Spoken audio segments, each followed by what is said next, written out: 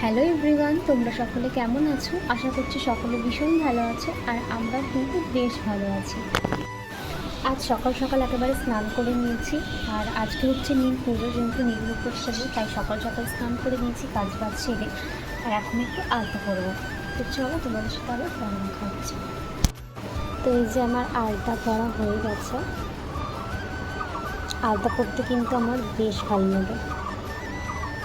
ছেলেকে এখানে ঘুম পাড়িয়ে দিয়ে স্নান করতে গেছিলাম, স্নান করলাম, অনেক কাজ বাজ ছিল, জামা কাপড় ধোয়ার ছিল, সেগুলো ধুলাম। আর ও কিন্তু এখনও ঘুমোচ্ছে। এমনিতে একটুও ঘুমোয় না, তো আজকে দিচ্ছে সকালে একটু ঘুমোচ্ছে। তো ঘুমোক, ওকে আর এখন ডাকবো না। তো এই যে এখন বাইরে চলে আসলাম, আর এসে এখানে ভাত বসিয়ে দিয়েছি। আজ তো আমরা ভাত খাবো না, আমি আর আমার শাশুড়ি মা ভাত খাবো না, আমার ননদ আর আমার বর ভাত খাবে, সেই জন্য এখানে নিরামিষ ভাত বসিয়ে দিয়েছি। এই যে সোনা, সোনা, তোমার ঘুম ভেঙে গেছে? তোমার ঘুম ভেঙে গেছে? তাই? সোনার ঘুম ভেঙে গেছে।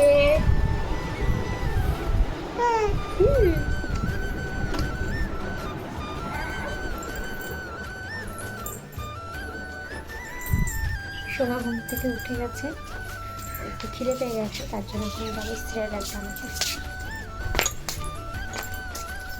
রোদ বাইরে।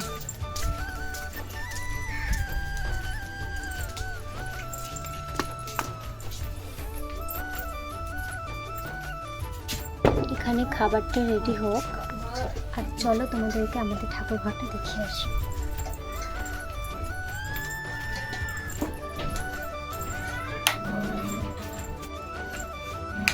সকাল সকাল মা আজকে পুজো দিয়ে দিয়েছে। একটু পরে মা এখন রান্না করছে, আর একটু পরে আমরা শিবের মাথায় জল ঢালবো। আর এখানে দেখো আমার জোড়া কার্তিক, কত কিউট না?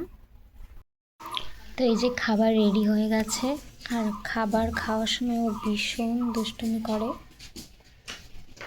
তো এখন ওকে খাবারটা সোনাকে খাওয়ানো হয়ে গেছে, তো একটু পরেই তো পুজো করবো, তাই ভাবলাম শাড়িটা একেবারে বার করে রাখি। শাড়িটা সামনে রেখে দিয়েছিলাম, ভাবলাম একেবারে সামনে বার করে রাখি। শাড়ি তো খুব একটা পরি না, অনেক দিন পর শাড়ি পরবো। এমনিতে শাড়ি পরি না, আর গরমের মধ্যে আমি শাড়ি পরে একদম কমফোর্টেবল না। তো পুজোটুকু করবো, আর তারপরে আবার খুলে ফেলবো।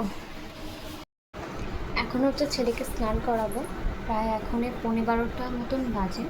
সেই জন্য আগে ওর জামা কাপড় এই যেখানে গুছিয়ে নিয়েছি, ওর জামা কাপড়, ওর স্কিন কেয়ারের প্রোডাক্ট সব নিয়ে নিয়েছি। এবার যাবো ওকে স্নান করাতে। কি করছো? খেলু করছো?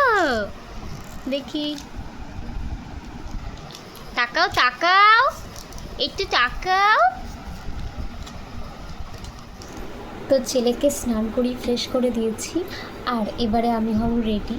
তো চলো তোমাদের সাথে একেবারে রেডি হয়ে তারপর দেখা হচ্ছে।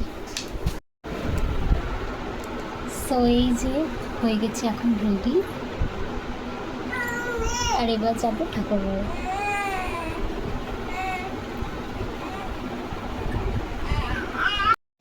এই যে মা এখানে সব গুছিয়ে রেখেছে, এই যে দুধ, আর এখানে সব ফুল সাজিয়ে রেখেছে, আর ওখানে ফল রেখেছে।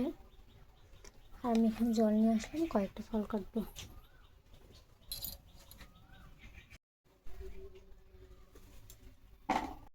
এরপর ঠাকুর ঘরে এসে আগে ঠাকুর প্রণাম করে নিলাম, আর প্রথমেই কিন্তু মা জল ঢালছিল বাবার মাথায়। আর আমার কিন্তু এটা ফার্স্ট টাইম নীলের উপোস করছি, আর যতদূর শুনেছি নীলের উপোস সবাই করে সন্তানের জন্য, আর আমিও সেমন প্রথমবার করছি এবার।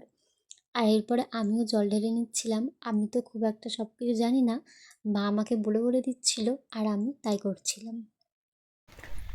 তো এই জাস্ট পুজো দেওয়া হলো, আর এখন একটু মাঠের পাশে বসে আছি, একটু হাওয়া খাওয়ার জন্য। ভীষণ গরম লাগছে, রোদ নেই কিন্তু প্রচণ্ড গরম লাগছে। চরণামে তো খেয়ে উপোস ভাঙলাম, আর এই যে এখন দেখো সাবু মাখা ফল, আর আজকে নাকি ছাতু খেতে হয়, আর এই যে ছাতু। আর আজকে প্রচণ্ড গরম। মাঠের পাশে বসে আছি, এখানে একটু ছাওয়া আছে, তাই জন্য এখানে একটু বসে আছি। দেখো কি রোদ। আর এখানে তৈরি করছিলাম ছেলের জন্য খাবার। এরপর ওকে খাওয়ানোর পর না ওকে একটু ঘুম পাড়িয়ে দিয়েছিলাম। আর সারাদিন ও একটুও ঘুমায়নি, আর আমার শরীরটাও ভীষণ টায়ার্ড লাগছিল, সেজন্য ওকে ঘুম পাড়িয়ে দিয়ে আমিও একটু ঘুমিয়ে পড়েছিলাম। এরপর বিকেলবেলা উঠে ঘরটাও একটু নোংরা হয়েছিল, সেজন্য ঘরটাও আগে ঝাড় দিয়ে নিচ্ছি, কারণ সন্ধ্যার পর তো ঘর ঝাড় দিতে নেই, সেজন্য বিকেল বিকেল করে আগে ঘরটা ঝাড় দিয়ে নিলাম। এরপর সন্ধ্যেবেলা মা এখানে রান্না করছিল লুচি আর তরকারি। আসলে আজ তো ভাত খেতে হয় না, সেই জন্য আজকে লুচি তরকারি হচ্ছে। আমি এখানে লুচি বেলে বেলে দিচ্ছিলাম আর মা রান্না করছিল। লুচিটা বিয়ের আগে খুব একটা ভালো বেলতে পারতাম না, তবে এখন মোটামুটি ভালোই পারি। আর আমাদের বারান্দা থেকে দেখো চাঁদটা কত সুন্দর লাগছে। আজকে ভিডিওটা এখানেই করছি। ভিডিওটা কেমন লাগলো কমেন্ট করে জানিও, আর ভালো লাগলে আমার চ্যানেলটাকে সাবস্ক্রাইব করে দিও। টাটা, ভালো থেকো সবাই।